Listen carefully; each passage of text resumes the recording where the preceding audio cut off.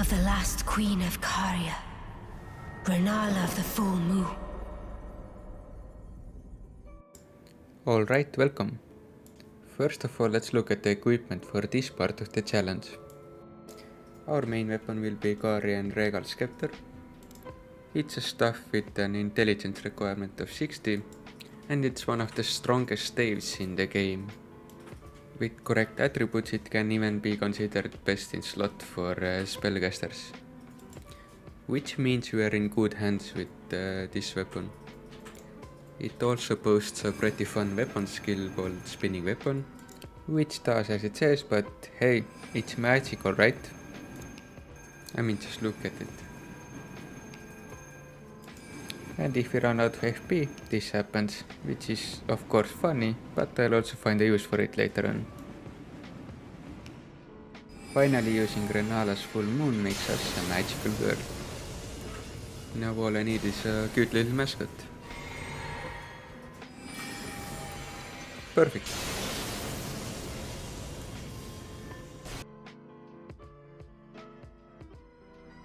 After Godrick, we find ourselves in Elden of the Lakes, where Raya Lucaris is located. Raya Lucaris, of course, is Elden Ring's version of Hogwarts. Of course, they are so high and mighty that they don't allow any visitors. So let's break in. But first things first, let's try out our newfound magical powers at this camp of knights. And we also do the first part of Raya's questline. She will help us get easier access to Volcano Manor later on, where another Remembrance boss is waiting for us. Once we are done recovering necklaces, we are ready to begin our assault on Raya Lucari. So first of all, we want to get through all of these knights, which is not an overly complicated problem if you utilize magical girl powers. And I got to admit, it both looks good and feels good to play. Once we are through, we can activate the grace. But before we are given entry, we still need to find the key to the actual place. So we go around and poke some sleeping dragons. Rennala's full moon does a bit of damage here, and admittedly it is fun to hit a dragon in the face with a full freaking moon.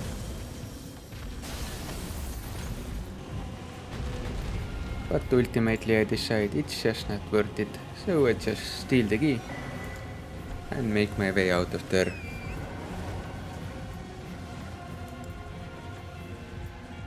And thus we can enter Raya Lucari. Me and my transparent friend here push open the door. Farewell, door friend. And now behold display. Dodge into a full moon.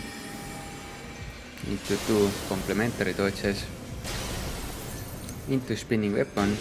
And I get the guy behind me. We then get hugged. Lovely. We do try to return their favor, and it works at first until they really do have a lot of love to give. But so do I. So do I. Eventually we need to face the mini-boss of this section. It's the red Wolf of Radagon. This guy is pretty quick, and he also has range attacks. The full moon seems a bit hard to land here at first, but the spinning weapon does really good damage against him.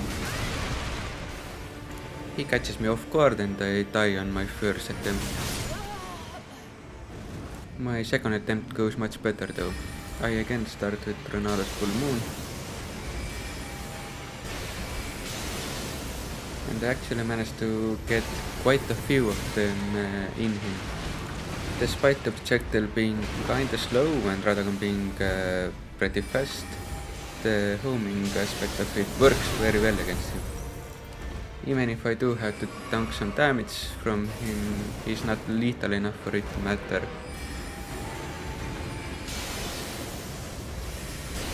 Initially I wanted to finish him with full moon for the coolness factor, but that failed, so I just spin him to death.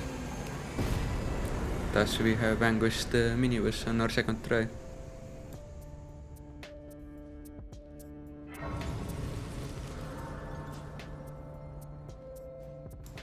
Now the only things left between us and Rennala are this boulder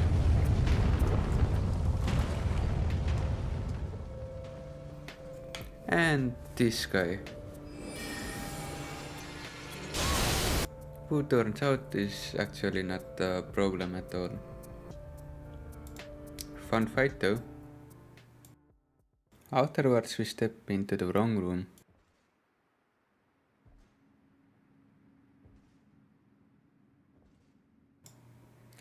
Alright, I'm ready to fight Rennala. Well, hello there.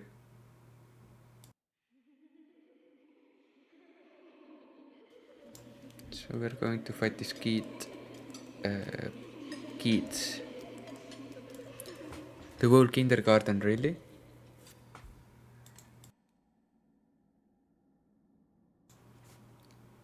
Ah, there she is.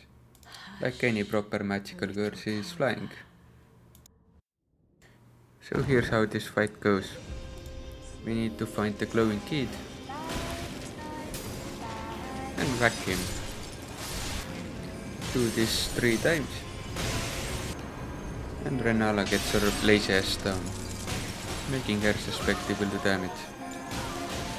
You only get about 10 seconds though, before she decides she has had enough and explodes. And then it's time to repeat the whacking. The damage output is not really bad, but the main problem is FP. Since Rennala also has a second phase, I need the FP for that phase as well. Eventually I spin out enough damage and the first phase can end. The second phase. We do open to a nice magical showdown, but unfortunately it seems like Rennala's full moon does not do enough damage to justify its FP cost here.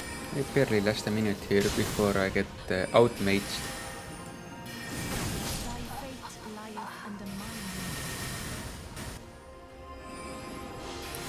We repeat this same pattern a few times.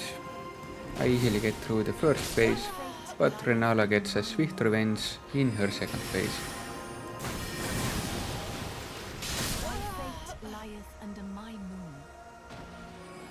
On my fourth run I managed to get Rennala down to half health, but then I run out of life flasks and I die. In the meantime I discover a neat little trick. In phase 1, if I run out of FP while damaging Rennala, I can just whack the kids with my stuff. No FP necessary. Just whack him with the stick like in the good old days. I later realized that the stuff does have a heavy attack that does next to no damage, but probably could have worked all the same. And dramatically, I die again. I return to round table hole to get a hug from my other mummy.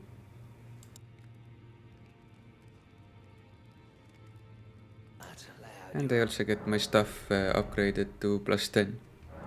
Don't tell mommy, but this is the real reason I came here. So let's test upgrade. Earlier I did 439 damage with my spinning attack, and now I do 720.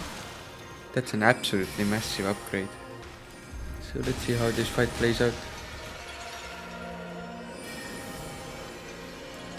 Somehow she manages to not take damage from my full moon, which is a shame, as it was the only Rennala's full moon I attempted here. By now I got the hang of the fight though. I am allowed 1 retaliation between Rennala's attacks. Any more than that and I risk getting the stick myself. During the fight, she can summon either 4 wolves, a troll, a Planham Knight, or a dragon. Meets Rick. If she summons anything, my best option is to just run around until the summon fades away, which only takes 5 to 10 seconds.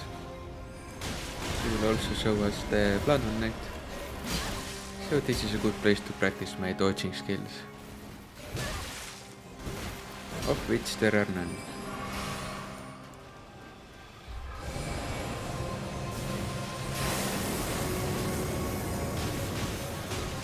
And lastly, she shows off her wolves. This is very much a gang situation, so running is quite important here.